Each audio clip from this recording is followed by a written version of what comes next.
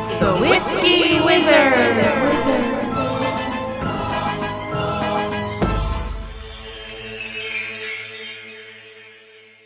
Finally, let's go out to Los Angeles, where my son Cameron, yes, he's also Shauna's son, and his girlfriend Lauren Slater have something special for us. They've got a fantastic holiday cocktail idea to share.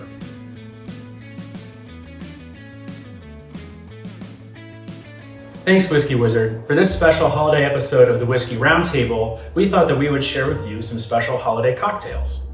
We've got 3 cocktails prepared today: the Old Fashioned with a Christmas twist, an Irish coffee, and a hot toddy.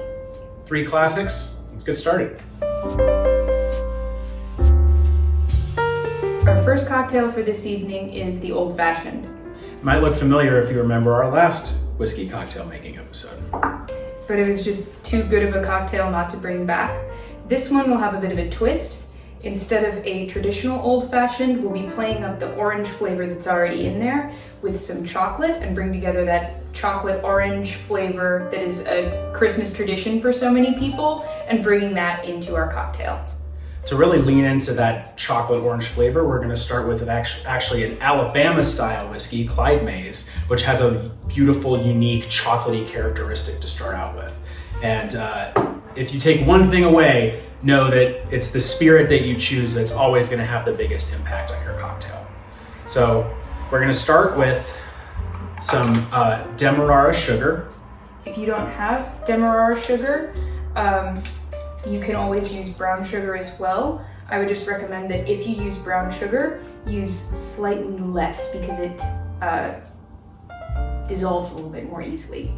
So we're gonna do either, if you have a cube form, you're gonna just do 1 cube, or we're gonna just spoon out 1/4 of a teaspoon to start in our drink there. Now in the second step, and this is where things diverge a little bit from a traditional old fashioned, instead of using Angostura bitters, we're gonna actually use Angostura cocoa bitters, which has a little bit more of a chocolate characteristic to it. So this is the normal Angostura bitters that we used in our last Old Fashioned and that you usually would see. And this is the cocoa bitters. And there's obviously tons of different brands of this. The brand doesn't matter terribly. You just want something that has that chocolatey characteristic. And we're gonna actually go a little bit more than we normally go. We're gonna do 2 dashes of that Angostura cocoa bitters to start with. And you can do this to taste. You can go as high as 4 and still have it taste quite good. Yeah. And then now what we're gonna do is just muddle together the bitters and our sugar. And I'm just using the back of my bar spoon to kind of mix this all together in the bottom of my glass.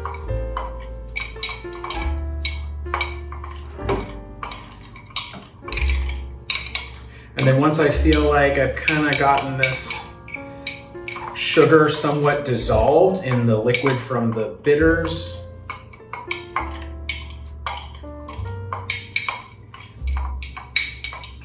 it's time to add our whiskey. Use 1.5 ounces of your Clyde Mays or any other whiskey that has a strong chocolatey flavor or an orange flavor. Yeah. They'd probably both be good.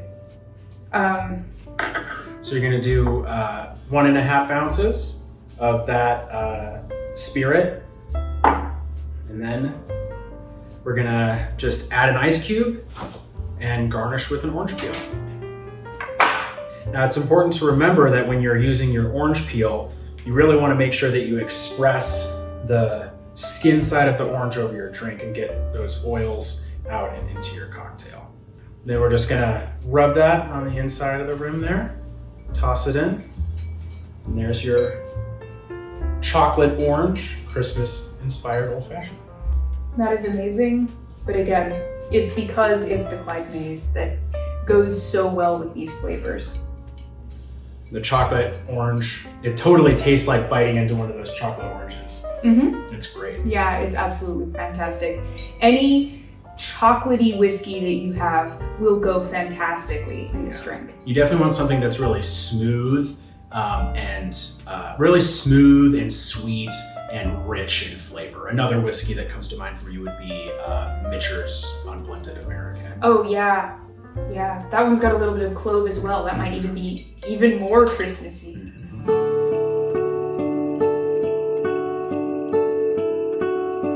So for our next holiday cocktail, we're going to be doing another classic, the hot toddy. A lot of the things that we like to drink today for fun, like bitters, vermouth, and Aperol, were originally intended as medicine. And this cocktail today is no different. It was originally a cough and throat remedy, which is kind of relevant to this year. And it's perfect for those cold winter months because it's a nice warm beverage to warm your body up with. The classic hot toddy is made out of warm water, boiling water, lemon, honey, and whiskey or brandy. And for our Christmas version, we're going to add a slice of fresh ginger as well. Our whiskey of choice for this particular beverage is going to be the Glenmorangie 10, which is a Highland single malt Scotch whiskey and one of my personal favorites. The Glenmorangie 10 is the most popular Scotch in all of Scotland, which definitely tells you something. It's definitely the best value for a bottle of single malt Scotch that you can get in the United States. It is amazing. It has a light floral flavor that will go very well with the honey in our drink. First step is to take your whiskey. Again, in this case, we're using the Glenmorangie 10. You're going to take 1.5 ounces and just pour that right into your glass. Next, we're going to juice half a lemon.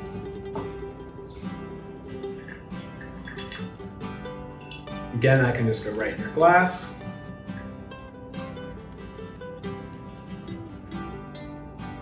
And for our Christmas version, we will add a slice of ginger, which we've got there in the bowl as well. We're using fresh ginger, which because this is a hot beverage, I highly recommend. And when we add our boiling water, the ginger will become like a tea. It'll cook it ever so slightly. So we're just going to take our little ginger slice and pop that right in there. And then we take our handy dandy already boiled piping hot water. We recommend not adding too much water so it's not watery. Just try to do maybe 2 parts water to 1 part whiskey. Now it's time to add our honey. You can kind of add honey to taste, but I recommend doing 1 tablespoon. And because this is going straight into the boiling water, it'll be a little bit easier to get the honey out of the spoon, which usually is a problem.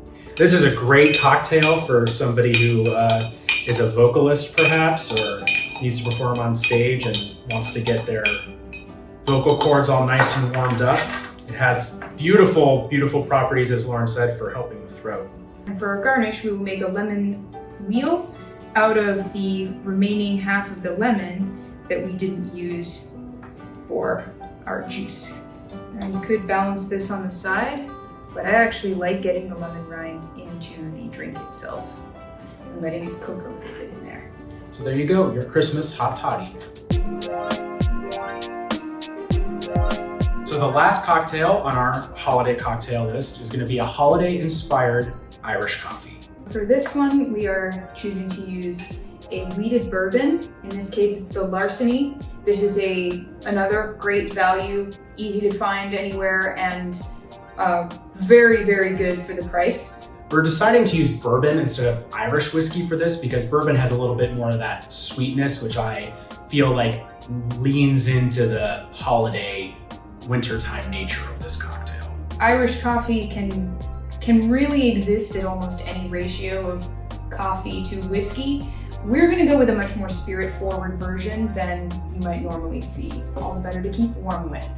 The recipe that we're using for our Irish coffees is going to be using a wheated bourbon, coffee, and heavy whipping cream. Buying heavy whipping cream and whipping it yourself is key to making this cocktail unique and special. Brew your coffee however you like for this recipe. Since we are doing short coffees with a much more spirit-forward feel, we used an AeroPress to get an incredibly rich flavor. An espresso machine would also work very well. In brewing our coffee, we added 1/8 teaspoon of nutmeg and a dash of cinnamon in order to bring those holiday flavors to the front of the drink. Now that we've brewed our coffee, it's time for the next step, whipping the cream. As I said at the beginning, using freshly whipped cream is going to be key to making this a unique and special drink. We can make it in our very own cocktail shakers. Exactly. We're just going to pour some whipping cream in there. Honestly, I'm just eyeballing it right now. Just a little bit. You're going to whip it up and just put it on the top of your drink. So maybe that's a 1/4 cup. Now you might be wondering why your strainer has a spring on it. It's for this exact purpose. You're actually gonna take the spring off of your strainer if you have one. Otherwise, you'll just be shaking for a little bit longer. You're gonna take that spring and drop it in your cocktail shaker. We're gonna seal it up and get to work. It basically works in a whisk. While your lovely assistant is whipping the cream, you can add your whiskey. And like all the drinks we've had tonight, we are using 1.5 ounces, this time, of your bourbon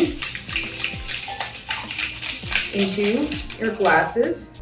And then top off with as much as you like of your hot coffee. I'd personally recommend doing about equal parts for this particular recipe. Just like with all of the cocktails we're doing tonight, it really is up to taste. Some recipes for Irish coffee say to add Baileys. Personally, I don't really like that. I think it makes it too sweet and takes away some of the character from both the coffee and the whiskey that you're using. But now we're just gonna take our whipped cream and add it to the top. Some people like to mix in a little bit of the whipped cream first before adding the topping. This, like anything else, is up to taste.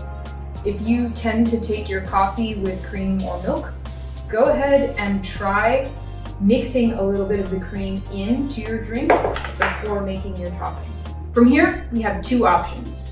The first is to go the spiced route, which is what I will be drinking. And so I took a little bit of nutmeg and sprinkle on the top ever so lightly. You really don't have to go crazy here. Nutmeg is very aromatic and will overpower other flavors if you let it. And then take a little bit of cinnamon and sprinkle it over the top as well. If you're somebody like me who really enjoys peppermint, you can crush up a candy cane or other peppermint candy and just give that a little sprinkle on the top. And voila, your Christmas Irish coffee.